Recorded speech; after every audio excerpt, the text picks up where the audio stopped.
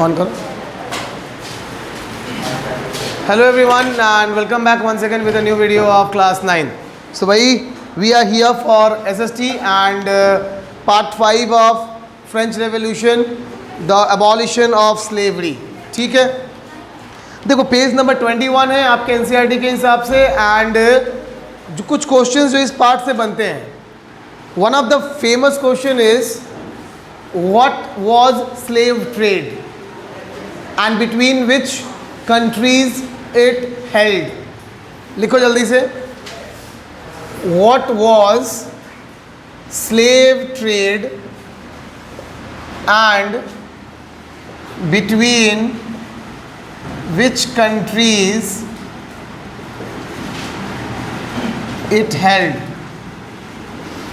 आप लोग सब क्या करेंगे, नेक्स्ट डे आपका एसएसटी का जब भी क्लास लगेगा सब लोग क्या करना, पूरी ईमानदारी से या एक ट्रिक समझा रहे हैं उस ट्रिक से, है ना. दो बातें हैं, या तो सब लोग सारा चैप्टर पढ़ जाओ जो जो चैप्टर्स अभी तक आपके हो चुके हैं, because test will come from that only, उसी से टेस्ट आएगा. बंद करना है लाइट. ओके, तो पहला तो ये हो गया. दूसरा आप क्या कर सकते हो, ग्रुप बना लो. ग्रुप बना लो कि बहन तू ही पढ़, आई में से सारा डाउट निकाल लो ना. बहन हम ही पढ़ लेंगे, भाई तुम ही पढ़ लो, भाई हम ही पढ़ लेंगे. मतलब दिस इज ऑल्सो नहीं, मैंने वो मेरा पूरी बात सुन लो आप पहले.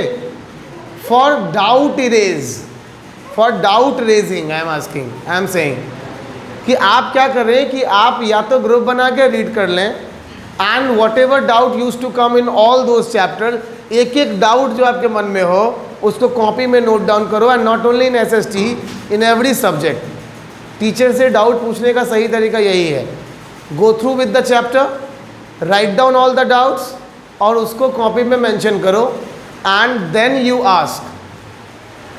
जब आप कॉपी में लिखते हो ना तो सामने वाले टीचर को भी ऐसा फील आता है ना कि बच्चा पढ़ा है, पढ़ के लिख के लाया है डाउट, रैंडमली कुछ भी पेज पलट के नहीं पूछ रहा है. This is a good sign being a student. ठीक है, सो यही करना है सारे सब्जेक्ट में. एमसीक्यू है इसलिए बिकॉज एमसीक्यू को आप हल्के में ना लें. MCQ is more difficult than the subjective. Subjective में पार्ट वाइज मार्किंग होती है.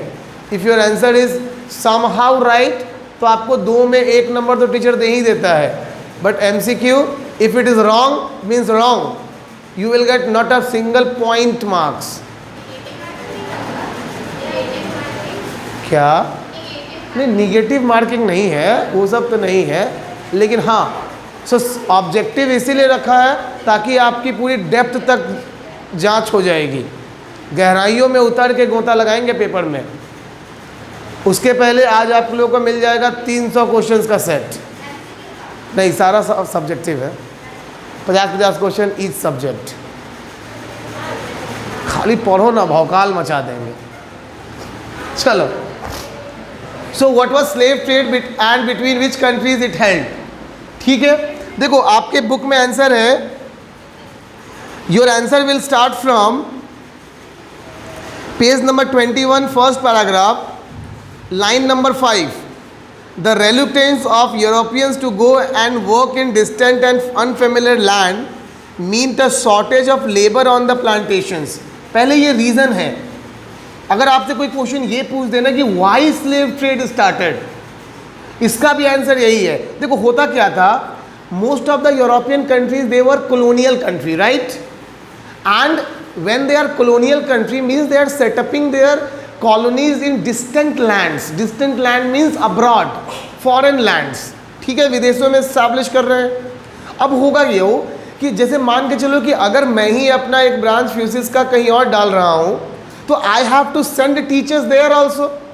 अब मुजफ्फरपुर के टीचर मान लो ब्रांच दरभंगा में डाला और मुजफ्फरपुर के टीचर्स बोले कि हम दरभंगा नहीं जाएंगे पढ़ाने, हमको जर्नी ज़्यादा पड़ेगा, हम लोग नहीं जाएंगे. नहीं, तो ऐसे केस में क्या होगा, I have to hire new staff for there. Same thing was then also कि the plantation houses, tea, coffee, oak मतलब टिम्बर, इन खेतों में काम करने के लिए जो मजदूर थे ना वो नहीं जाना चाहते थे. इसी से गुलाम व्यवसाय की शुरुआत हुई, जहाँ पे बिजनेसमैन ने सोचा कि ये टीचर्स को मतलब बुलाने का पीरियड वाइज, ये मतलब जैसे अभी हम लोग टीचर्स को पीरियड वाइज बुलाते हैं, आते हैं पढ़ाते चले जाते हैं। अक्टूबर नवंबर में आपको मिलेगा कि वहाँ पे टीचर्स का बुफे लगा हुआ है। We are hiring 14 teachers from morning 9:30 to 8 o'clock, जो सुबह 9:30 से लेकर रात में 8 बजे तक बैठे रहेंगे, कोचिंग से हिलेंगे नहीं। आप किसी भी समय आएंगे तो you will gate teachers line up, सारे टीचर्स लाइन से बैठे हुए आपको नज़र आएंगे। परमानेंट टीचर्स मीन्स कहने का ये है ना। So this is what exactly they also started कि भैया हम लेबर को ना खरीद ही लेंगे, लाइफ टाइम हो गया हमारे पास वो, फिर वो मेरे गुलाम है, मैं उसको जहाँ भेजूंगा वहाँ जाएगा। This is what exactly, teacher गुलाम नहीं है, इसलिए इसको रिलेट ना करें। टीचर तो भगवान है यार हमारे लिए, आपका पता नहीं। Now so this was met by a triangular slave trade between Europe, Africa and the Americas. इन तीनों के बीच में स्लेव ट्रेड होता था। The slave trade began in the 17th century. French merchants sailed from the ports of Bordeaux or the Nantes to the African coast where they bought slave from local chieftains. अच्छा, ये जो गुलाम थे ये खरीदे किससे जाते थे? तो ये गुलाम लोकल चीफ्स से खरीदे जाते थे ना। Who are the local chiefs? Local chiefs मतलब कबीलों के सरदार। They belong to, these slaves belong to small कबीला या स्मॉल विलेजेस। उनका जो मुखिया या प्रधान होता वो इन गुलामों को बेचता है ना। और बेचने में क्या होता ना कि बिकॉज देखो उस टाइम पे क्या था कि people they have a lot of members in the family. नहीं, ऐसा कुछ नहीं था कि 2 ही बच्चे होंगे, 3 ही बच्चे होंगे, बच्चे ही बच्चे थे, पूरी टीम थी। अब वैसे में जो पेरेंट्स होते थे ना, they use to do this kind of trade. प्रधान के हाथों एक डील होती थी और अपने अपने मतलब बिक करके सब अपने अपने काम पे चले जाते थे, ऐसा आप कह सकते हो। ठीक है, आज मॉडर्न डे में उसी को कहा जाता है एग्रीमेंटल लेबरशिप। जहाँ पे आप जब सऊदीया या दुबई जॉब करने जाते हो तो they have hire you on 3 years 2 years of contract. Contract क्या है? स्लेव ट्रेड है उस टाइम का। आज वो कॉन्ट्रैक्ट है कि you are bounded for 2 years, you are bounded for 3 years, in this period you can't leave. Same काम वो होता उस समय था लेकिन लाइफ टाइम के लिए होता था। तरीका बदल गया लेकिन होता आज भी है ना। चलिए नेक्स्ट आगे देखते हैं। Branded and shackled, the slaves were packed tightly into ships. देखो, the slaves were packed tightly into ships for the 3 months long voyage across the Atlantic and to the Caribbean. There they were sold to plantation owners. जहाज़ों में भर के बांध के उनको लेके जाया जाता था और उसके बाद उनको प्लांटेशन ओनर्स को बेच दिया जाता था। ठीक है। The exploitation of slave labor made it possible to meet the growing demand in European market for sugar, coffee and indigo. ये मेनली जाते किस काम के लिए थे? तो they used to hire for mainly farming purpose. खेती के लिए जाते थे। और खेती में किसकी खेती? तो इंडिगो, शुगर और कॉफ़ी की खेती। ठीक है, क्योंकि ये चीज़ें जो थी वो क्या थी, यूरोप में सबसे ज़्यादा डिमांड में थी। So they used to, the European used to grow these crops more, and for this they want more and more labor. ठीक है, चलो। Port cities like Bordeaux and Nantes owed their economic prosperity to the flourishing slave trade. और इन जगहों का ना धंधा slave trade से ही चलता था। क्लियर है बात? अब देखो आपका जब MCQ टेस्ट होगा तो कैसा होगा क्वेश्चन, आपको मैं एक झलक देता चलो। आपसे क्वेश्चन में ये आ जाएगा कि which one of the following countries participate in slave trade. Now you will have 4 options. Your 4 options are, you can say Saint Domingo, Martinique, US and Switzerland. तो your answer will be Switzerland, है ना। या आपसे question हो जाएगा कि which one of the following is the member of slave trade. तो आपके पास अब ये जो 4 क्वेश्चन ऑप्शन है इसमें से ऑप्शन आपके नीचे में आएंगे only A, only B, ABC, not of none from the following, none of the above.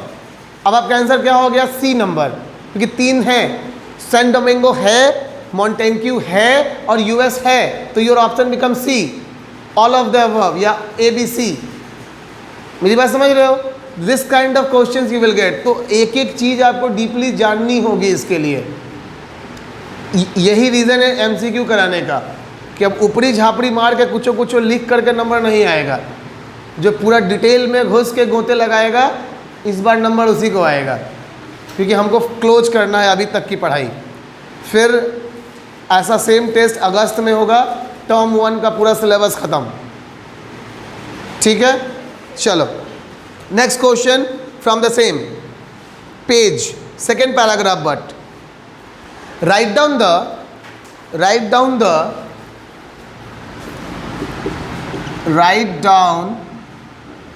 the progresses behind abolition of slave trade by National Assembly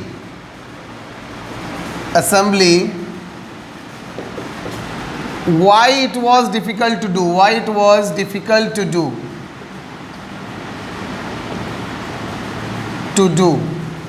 This was your question, this is your question. Now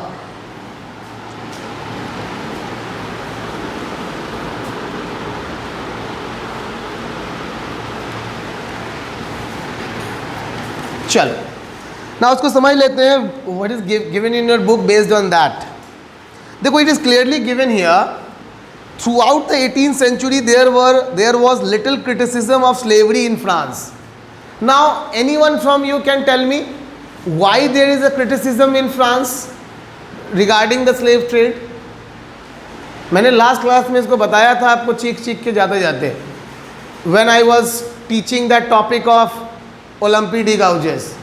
Y there is a criticism? Criticism का मतलब होता है किसी चीज़ की, you can से कि उसके negative में बात करना, उसके बारे में बुरा बोलना।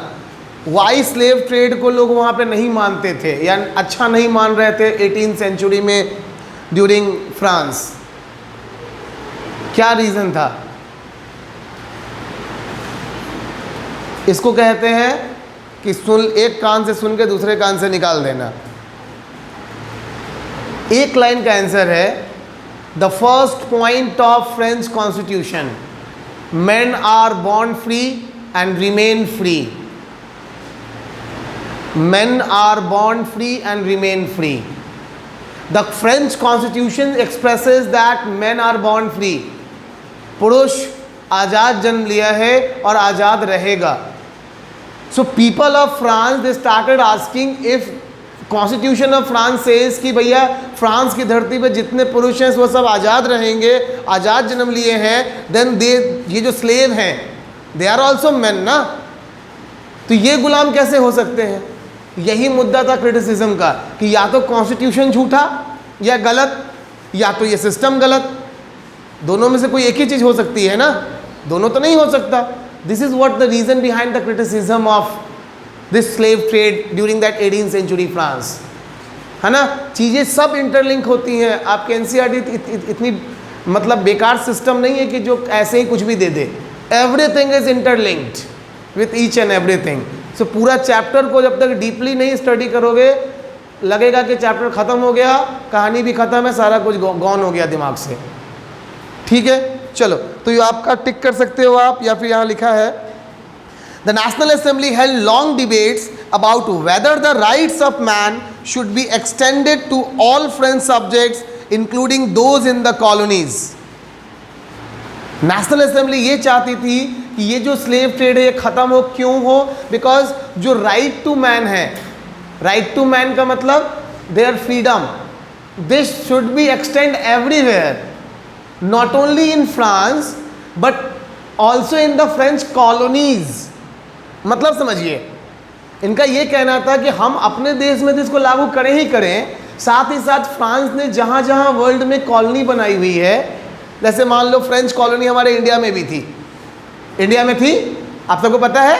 8th में आपने पढ़ा होगा first kinetic Wars, second kinetic war, third kinetic war between Britain, British and French, है ना।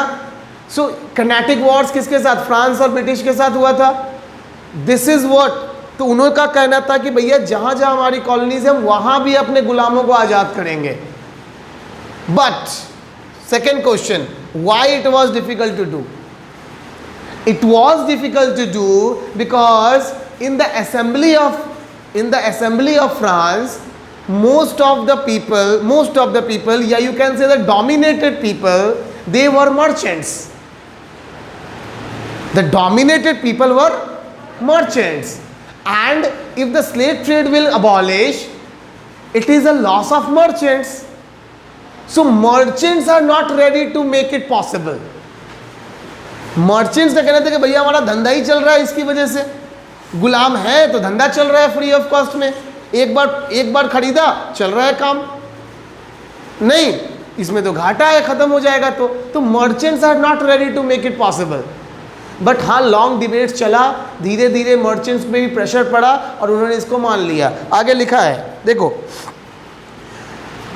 But it did not pass any law fearing opposition from businessmen whose income depended on the slave trade. It was finally the convention which in 1794 legislated to free all slaves in the French overseas possessions. This is done हो गई बात यहाँ पे। तो 1794 was the day। आपसे question ये आ जाएगा, which one of the following year National Assembly abolished slave trade from France as well as its colonies? आपके ऑप्शंस हो जाएंगे 1791, 1792, 1793, 1794। Option number D will be the right answer, 1794। इस type के questions होंगे, इसलिए थरथराइए, घबराइए मत, मुस्कुराइए, है ना। हाँ, वो अलग बात है, कोई भी ऐसे भी लोग सोच लेता है कि अच्छा कर लेंगे, बहन कौन, तो कहेगा 5 का ए 4 का सी, नहीं वो चलबे ना, है ना। बुझ लीजिए, समझ लीजिए, हम तो होंगे भी नहीं टेस्ट के टाइम, समझ लीजिए सीवी सर के कंट्रोल में सब रहेगा। नहीं मेरा, हम कब से 15 से लेके आई बिलीव 27-28 तक नहीं रहेंगे, 12-13 दिन हमारा एग्ज़ाम है। So I am going Ambala Haryana, तो एग्ज़ाम है, क्या कर सकते हैं। एग्ज़ाम है मेरा बीएड फाइनल ईयर का, डीएलएड हुआ था, टीचर ट्रेनिंग हुई थी, सोचा कि बीएड भी कर लें, तो इस बार फाइनल है, जाना पड़ेगा।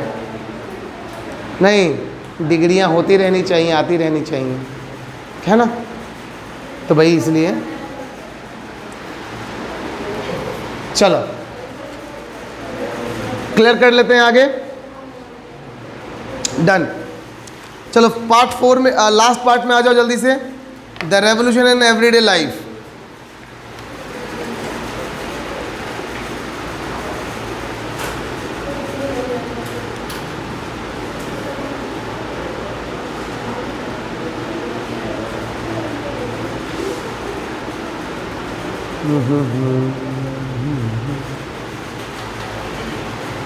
चलिए आप लिखेंगे question, what are the major factors, what are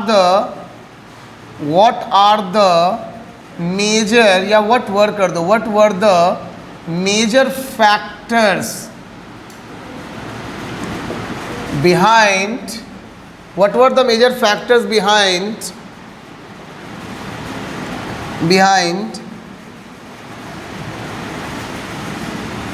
the rapid spread of ideas, या you can say ideas during French Revolution. French Revolution. तो टेस्ट के समय आपको नज़र आएंगे सीवी सर, राजीव सर, नहीं ना, है ना, यही लोग नज़र आएंगे.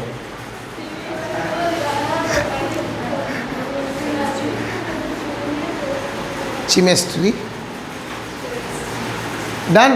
देखो क्वेश्चन क्या है अपना, what were the major factors behind the rapid spread of ideas during the French revolution. French revolution के टाइम जो इतना फास्ट रेवोल्यूशन हुआ, मतलब आप देखो कि 1789 revolution started by March and it was so rapid that you all know ना, date क्या है, कौन सा में, when king called the meeting of East States General, 5th में. क्वेश्चन ऐसे ही आएंगे, when king called the meetings of East States Generals, option होगा. या which event take place by 5th May 1789, और 4 ऑप्शन रहेंगे, है ना. king shut the door of Versailles या close the door of Versailles, tennis court oath take place, meetings of East States Generals held, revolution started. तो इस तरीके से दोनों पहलू पे याद करना पड़ेगा, डेट भी और उसका इवेंट भी, नहीं तो डूब जाएंगे आप. चलिए, सो रीज़न क्या था स्प्रेड होने का. The reason was number 1, it is given here, you can see from the book only. देखो, one important law came into effect soon after the storming of Bastille in the summer of 1789 was the abolition of censorship. Look, censorship, अगर आपसे ये मैं question डाल दूं exam में कि what does it mean censorship, what is the meaning of censorship, कौन बताएगा मुझे इसका आंसर, बोलो बाबू. Very good. Control of government over the media means in a simple language you can say right to speech was banned, या right to speech become banned, बोलने की आज़ादी खत्म हो जाती है. तो 1789 के फॉल ऑफ बैस्टाइल के बाद सबसे पहला काम यही हुआ था कि सेंसरशिप को ख़त्म कर दिया गया, है ना. Now anyone and everyone can express, अब कोई भी बोल सकता था, ठीक है. इसका इफेक्ट ये पड़ा कि people started showing their views through newspapers, pamphlets, books, printed pictures, flooded the town of France. From they were traveled rapidly into the countryside. मतलब शहर से शुरू हुए न्यूज़पेपर्स जो गांव-गांव पहुंचे, पैम्पलेट्स, है ना, आपके जैसे घरों तक कोचिंग के पैम्पलेट्स पहुंचे, वैसे ही लोगों के व्यूज़ वाले पैम्पलेट्स भी गांव-गांव तक पहुंच गए, है ना. So it was the main reason. Factors क्या क्या है, फिर से मैं बोल रहा हूँ, newspapers, pamphlets, books, printed pictures, these are the factors behind the quick spread. आज देखो सोशल मीडिया का ज़माना है, कहीं भी कोई इवेंट होता है तुरंत फेसबुक, ट्विटर, इंस्टा सब पे वायरल हो जाता है, यूट्यूब वायरल हो जाता है, एक ही दिन में या यू कैन एक आध घंटे में दैट थिंग बिकम वायरल. सो आज के टाइम पे that was the biggest factor behind the rapid you can से in growth of any kind of revolution. नहीं, मार किसी और कहीं और पड़ेगी, है ना, और तुरंत उसका असर दिख जाएगा यहाँ पे. हेलो, चलो तो आई बिलीव बच्चों ध्यान दो, ये टॉपिक आपका हो गया. अच्छा, इसके अलावा भी कुछ और भी फैक्टर्स हैं. The factors like plays, songs and festive processions attracted large number of the people. You can see if someone standing in front of you and just speaking out something, like delivering a kind of story, people after some time started getting bored with it. But on the same time, अगर उसी पूरी बात को आप rhymings में बोलते हो, people will feel enjoyed and they will get attracted also, है ना. आप देखो नवरात्रा के टाइम जिनकी बहुत ज़्यादा धार्मिक भावना है, वो लोग तो पढ़ के नवरात्रा के टाइम बैठ करके पूरे पाठ को पढ़ जाते हैं. लेकिन अगर आपकी धार्मिक भावना नहीं है तो आपको लगेगा कि यार इतना कौन पढ़ेगा, बट हनुमान चालीसा देखो 30 पेज का होने के बाद भी we will not get so much bored while reading it, because वो एक चौपाई की तरह है, एक राइमिंग की तरह सेट किया हुआ है पूरे हनुमान चालीसा को. This is the same thing was done by the French people, French artist. They started making portraits, they started making ballads. Ballad का मतलब होता है poetry. What is the meaning of ballad? Poetry. They started making folk songs. Now what is folk song? Folk song का मतलब होता है लोकगीत. लोकगीत. अच्छा, लोकगीत क्या चीज़ है? जैसे मान लीजिए कि आप right now you are in Muzaffarpur, after from now after 7 years or 8 years you somewhere get job in London. So now you are having a job in London. आप जॉब कर रहे हैं लंदन में, and one evening what happened कि after finishing your job you come out from your office. मैंने शायद बताया हो लैंग्वेज वाली ये बात, नहीं बताई तो सुनो. Suppose one evening you finish your work and now you are way to your house in London. Suddenly that is the month of November, and suddenly from a window panel you heard a music, and that music was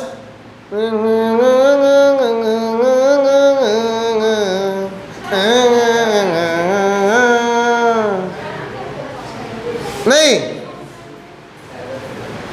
you will stuck on that time. It's a guarantee. आपका दिमाग आपको उसी समय उसी जगह पर रोक देगा कि लंदन में छठ का म्यूजिक सुनने वाला कौन है. Your curiosity will get so high that you will not stop yourself to knock the door. When a person opened it you will ask, I heard some music from here, that was the kind of music which we have in our countryside village, that was the music of Chhath. So who are you? He will say I am Ram from Bihar, Muzaffarpur. You will say, I am also from Muzaffarpur. तुरंत tone बदल जाएगा, English से कहेगा हम मर्दवा आवा अंदर हो, ये कहाँ काम करता रहो. तुरंत उसकी मम्मी बोलेगी बउआ के हवन, तो माई देखा ना मुजफ्फरपुर के हवन, हिया काम करलन, आवा बबू आवा, और उठल बा तंगा प्रणाम कलब सूरज देव के. ये क्या था? This is the folk song. ये बिहार की जो फोक सॉन्ग है, लोकगीत, उसकी वजह से यू गेट कनेक्टेड. लंदन में 2 अजनबी मिल गए. This is the same thing done in France also. अच्छा, डांस, फोक डांसेस, प्लेज, नाटक है ना, जब नाटक के थ्रू अपने बात को पोर्ट्रे करना. यू हर्ड अबाउट, अब पता नहीं मैं आपने देखा है कि नहीं कभी, आज जाना तो यूट्यूब पे सर्च करना Kathakali. Kathakali is a dance form where that is not a dance particularly, it is a story telling. उसका नाम ही है कथाकली, मतलब कथा वाचन, but in a form of dance. By the expressions and by the moves, one narrator is saying, है ना, कि जब रौद्र रूप लिया तो that actor who is performing the dance, he also having such a motion कि उसके आँख लाल लाल हो जाएंगे, having a trishul in that way, and he used to pretend that he used to going to kill the demon. So this is what exactly we are talking about, how the things spread through plays. Hello, morning sir. Chalo, I believe it is done. You understand overall the meanings of every word. Chalo.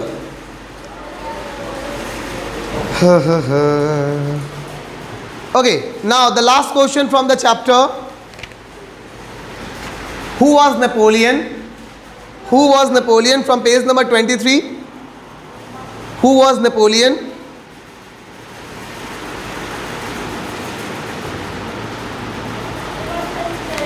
Who was Napoleon? Nepo, N-A-P-O, Nepo, Leon, L-E-O-N-E, L-E-O-N, sorry, Napoleon. So who was Napoleon? Mention the changes done by him. Mention the changes done by him. Mention the changes done by him. Look, your answer is, in 1804, Napoleon Bonaparte crowned himself Emperor of France. He set out to conquer neighboring European countries, disposing dynasties and creating kingdoms where he placed members of his family. देखो मैंने पहले ही बताया था आपको, it was a result of the fight between directors and national assembly. So it was a fight between directors and National Assembly which resulted Napoleon a military general. He was a military general who get the chance by the help of military coup. Coup का मतलब क्या है? अपनी सेना की मदद से उसने सारे नेताओं को कब्जा कर लिया, उनको अरेस्ट करवा लिया और अपने आप को फ्रांस का राजा डिक्लेयर कर दिया. अब आपको मैं यहाँ से जोड़ देता हूँ कहाँ? सिविक्स में. सिविक्स में आपके पास क्वेश्चन आ जाएगा कि which one of the following leader by the help of military coup ascended himself in the throne of Pakistan? Exactly. Your answer will be General Pervez Musharraf. So General Pervez Musharraf also did the same during that time of Pakistan. He was the military general and by the help of the army only he captured the post of France and declared himself without any election, declared himself the president of France, sorry Pakistan. Clear है बात? चलिए next. He introduced many laws such as protection of private property and uniform system of weight and measurement provided by the decimal system.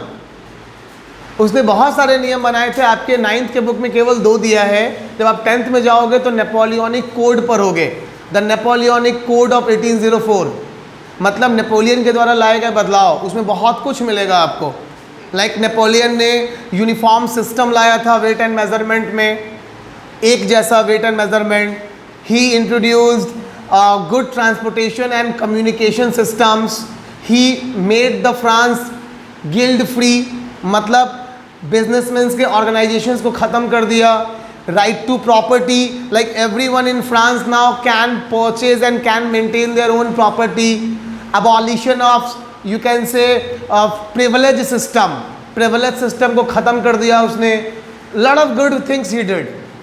Only one bad thing he did जिसकी वजह से 1815 Waterloo के battle में 11 साल के राज के बाद भाई साहब हारे और उनकी कहानी खत्म हुई. वो क्या? He want to conquer the whole Europe. उनका ये कहना था कि भाई if I am doing such a good work then why I will reject and why not this will spread to all. तो उसने एक एक करके फ्रांस के चारों तरफ के पड़ोसी राज्यों पे हमला करना शुरू कर दिया और उनको जीतने लगा, है ना. इतना बिजी हम लोग. हेलो,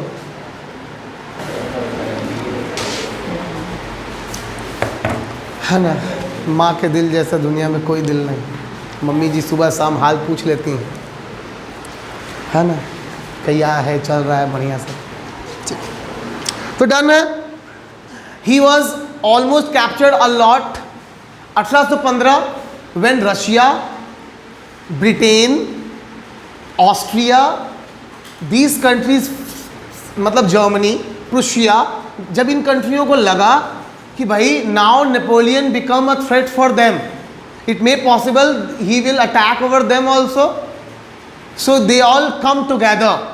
समझो नेपोलियन को हराने के लिए रशिया, ब्रिटेन, प्रुशिया बोले तो जर्मनी, ऑस्ट्रिया, ये सब लोग एक साथ आए और तब लड़ाई हुई और तब जाके कहीं मुश्किल से नेपोलियन हारा था. एक एक करके नहीं हराया उन्होंने नेपोलियन को. So it was a power.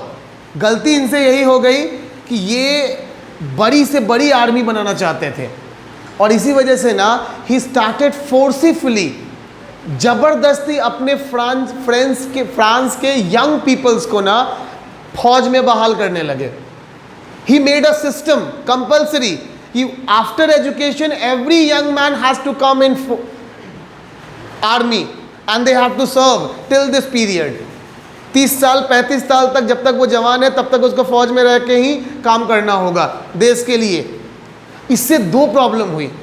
पहली problem, people are not ready to give their child for killings. मरने के लिए नहीं छोड़ना चाहते थे लोग वहाँ के, पहली. दूसरा प्रॉब्लम ये था इसका कि देखो देश के अंदर युवा देश चलाता है. 40-45 की एज का जो व्यक्ति होता है ना, वो एक सेटल्ड लाइफ चाहता है. फिर उसके बॉडी में उतनी एनर्जी नहीं होती कि he perform a lot of work. तो देश को युवा चलाता है, युवा सारे आर्मी में थे। फैक्ट्रीज के अंदर there was a shortage of now labour. ठीक, अच्छा घर तो चलाना है, तो उस घर को चलाने के लिए फैक्ट्री में कौन आ गया? Women's, girls, kids and old age people. इन सब की वजह से क्या हुआ? Kind of disguise unemployment created. Salary down हो गई, लेबर बहुत ज़्यादा हो गए। क्लियर है? This is what exactly happened. So economy भी फ्रांस की गिरने लगी, a kind of dissatisfaction was also done, salary also declined, as well as young people were also killed during the wars. So all these together created a dissatisfaction regarding Napoleon, which resulted by 1815 in that Battle of Waterloo. It was finished, the rule was finished. Done है बात? Clear है बात? Chapter ख़त्म है मेरे हिसाब से। अब आप अपने हिसाब से अगले दिन चैप्टर को बढ़िया से थॉरोली रीड करना, एक एक क्वेश्चन जो डाउट आपको लगे वो सब लिख लेना। क्लियर है? या मैं यूँ कहूँगा कि अगर सबसे बेस्ट उपाय ये होगा कि आप लोग एक एक क्वेश्चन जो हो सकता है वो आज लिखो और रात में पिक्चर्स क्लिक करके टेलीग्राम पे डालो। इफ़ यू हैव डाउट, कोई ज़बरदस्ती नहीं है कि हाँ एक क्वेश्चन हो, 2 क्वेश्चन हो, 10 क्वेश्चन हो, जितने क्वेश्चन आपके मन में आ रहे हैं regarding French revolution, click, write down in your notebook, click picture, send in Telegram. मैं आपके लिए कुछ बेहतर कर दूंगा ताकि आपका समय बचेगा और आपका काम हो जाएगा। ठीक है? आपको सारे आपके डाउट्स के आंसर मिल जाएंगे। क्लियर है बात? क्लियर है बात? चलिए एक वाइपर ले आओ तो बाबू। Okay, now one more question came from Shweta. Outcome of French revolution. French revolution, look, the 3 words, just remember the 3 words. Number 1, liberty. Number 2, equality. And number 3, fraternity. तीनों का मतलब समझा देता हूं। The term liberty, it's a Latin word. याद रखना, it's a Latin word which means liber, and the word liber means free. Now here the word free doesn't mean कि एक पे एक free. The free means freedom. मतलब इस पहला जो वर्ड है लिबर्टी, इसके थ्रू फ्रांस ने पूरे वर्ल्ड को सिखाया कि what is the benefit of freedom. When you are free, you can go with your own choice. Whatever exactly you want to do, you can go. याद करो 3 idiot का वो लास्ट सीन जहाँ पे है ना, फरहान अपने घर पे होता है, जॉब की प्लेसमेंट चल रही होती है, उसके पापा लैपटॉप खरीद के रखे हुए होते हैं, वो अपने घर पे आता है और रोते हुए पापा को कहता है, पापा पूछते हैं कि बेटा देखो वो लैपटॉप ले लिया है तुम्हारे लिए, ठीक ठाक है, अच्छा है, रिबन वन बंधा रहता है। फरहान थरथराते हुए हल्का सा मायूस चेहरे से बोलता है कि पापा मैं जॉब ले तो लूँगा लेकिन मैं कभी अच्छा इंजीनियर नहीं बन पाऊँगा, है ना। और अपना लेटर दिखाता है, जो लेटर उसको आया रहता है किसी एक फोटोग्राफर का, he want to be a wildlife photographer. And then the whole things done, his father just return that laptop and bought a professional camera. This is what we are talking about liberty, आज़ादी। उसके पिता ने उसको आज़ादी दी बोलने की। उस दिन उसके पिता बोलते किसके तरह, वायरस की तरह, कि बाबू बेटा है तो इंजीनियर, बेटी है तो डॉक्टर, और कुछ नहीं हो सकता। तो जैसा वायरस के साथ, वायरस के बेटे के साथ हुआ था, one who don't want to be a engineer, suicide, same Farhan भी कर सकता था। क्लियर है बात? So this is what exactly the term liberty means, आज़ादी। Equality, equality means no privilege, no privileges within the society, within the society, समाज में कोई प्रिविलेज नहीं, everyone is suppose to be equal. और France में इसके लिए 2 term भी दिया फ्रेंच पीपल को, one is the la patrie and second one is called le citoyen. The term la patrie means fatherland उन्होंने कहा कि ये धरती हमारा पिता है और हम सब जो इस धरती के बच्चे, हम सब इस धरती के बच्चे हैं। सो ये धरती हम सब की है, like the French citizens. The term le citoyen means citizens. We all are the citizens of France. Now no longer is clergy, noble, सब नागरिक हैं भारत मतलब फ्रांस के। This is what exactly means equality. Clear है बात? Last one is the fraternity. Fraternity means brotherhood, बोले तो भाईचारा। We means we all are equal as per the society. ये एक सोशल टर्म है जो समाज में बराबरी की बात करता है ना। समाज में बराबरी का मतलब क्या होता है कि when you have no discrimination with anyone, that is called fraternity. So ये तीन टर्म्स थे जो कि फ्रेंच रेवोल्यूशन ने पूरे वर्ल्ड को दिया, एज वेल एज फ्रांस को भी दिया। ठीक है, इसके अलावा भी अगर आपको और डिटेल में कुछ जानना हो तो जान लो। चौथा टर्म है वो है पावर ऑफ रेवोल्यूशन। उन्होंने सिखाया कि रेवोल्यूशन यानी कि मास प्रोटेस्ट की पावर क्या है। अगर सारे लोग मिल जाएं तो बड़ा से बड़ा किला ढहा जा सकता है, बड़ा से बड़ा राजा झुक जाएगा आपके सामने। पीपल, लोगों की ताकत फ्रांस ने समझाई। इसीलिए मैंने शायद आपको बताया हो, जब आप 10th में जाओगे you will read a line said by Austrian chancellor duke Metternich, when France sneezes the rest of Europe catches cold. कि जब फ्रांस छींकता है तो मानो पूरे यूरोप को सर्दी लग गई। मतलब क्या था इसका कि फ्रांस में ही सारे रेवोल्यूशंस हुए और the whole Europe, the people of Europe, different countries, they learn from France. उन्होंने देखा कि फ्रांस कैसे कर रहा है, अच्छा ऐसे कर रहा है, अच्छा हम भी ऐसे करेंगे। So this is what exactly we are talking about from the term power of revolution. India में राजा राम मोहन रॉय, डेरेजियो, ये वो लोग थे जिन्होंने फ्रेंच रेवोल्यूशन से इंस्पायर होकर भारत के लोगों को भी फ्रेंच रेवोल्यूशन की कहानियां सुनाई। भारत के लोगों को दिखाया, बताया कि हम 150 सालों से लड़ रहे हैं ब्रिटिशर्स से, फिर भी आज तक आज़ादी नहीं मिली। उन्होंने 1 साल में राजा को उखाड़ फेंका।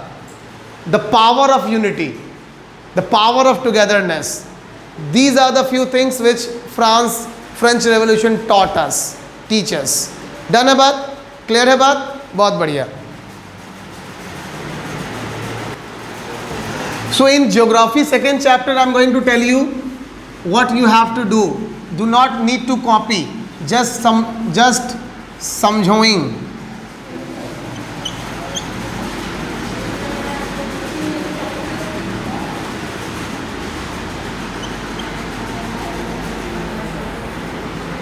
तो कुल मिलाकर के आपको जानना है इस चैप्टर में कि what are the physical divisions of India, and based on the physical division you have to go for the number one region. This is the great Himalaya या the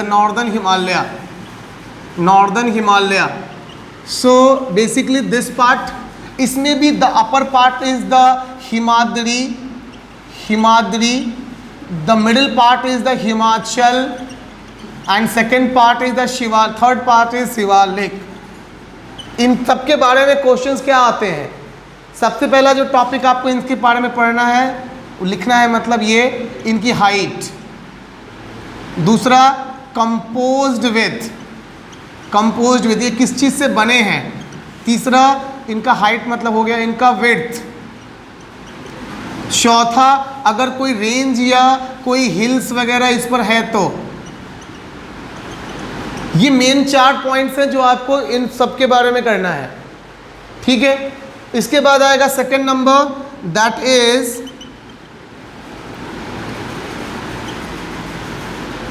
this is the northern planes.